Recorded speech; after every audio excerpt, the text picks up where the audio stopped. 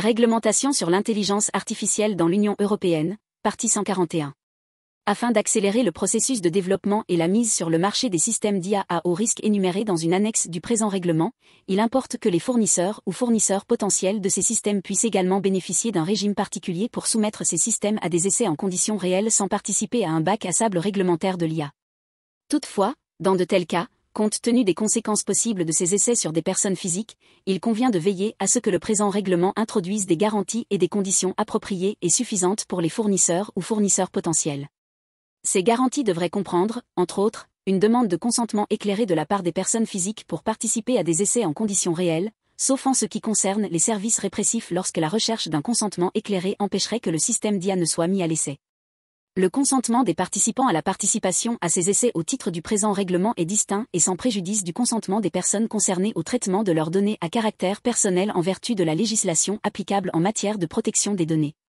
Il importe également important de réduire les risques au minimum et de permettre aux autorités compétentes d'exercer un contrôle et, par conséquent, d'exiger des fournisseurs potentiels qu'ils disposent d'un plan d'essai en conditions réelles présenté à l'autorité de surveillance du marché compétente, d'enregistrer les essais dans des sections spécifiques de la base de données de l'UE, sous réserve de quelques exceptions limitées, de fixer des limitations de la période pendant laquelle les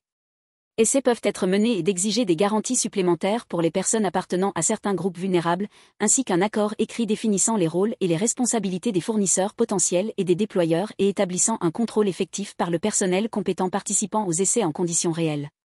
En outre, il convient d'envisager des garanties supplémentaires pour veiller à ce que les prédictions, recommandations ou décisions d'un système d'IA puissent être infirmées et ignorées de manière effective et à ce que les données à caractère personnel soient protégées et supprimées lorsque les personnes concernées ont retiré leur consentement à participer aux essais, sans qu'il soit porté atteinte aux droits dont elles disposent en tant que personnes concernées en vertu du droit de l'Union en matière de protection des données.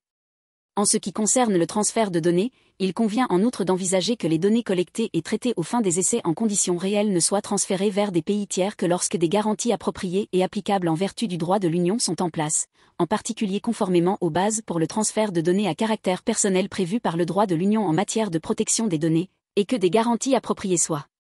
mises en place pour les données à caractère non personnel conformément au droit de l'Union, notamment les règlements UE 2022/868, 42, et UE 2023/2854, 43, du Parlement européen et du Conseil.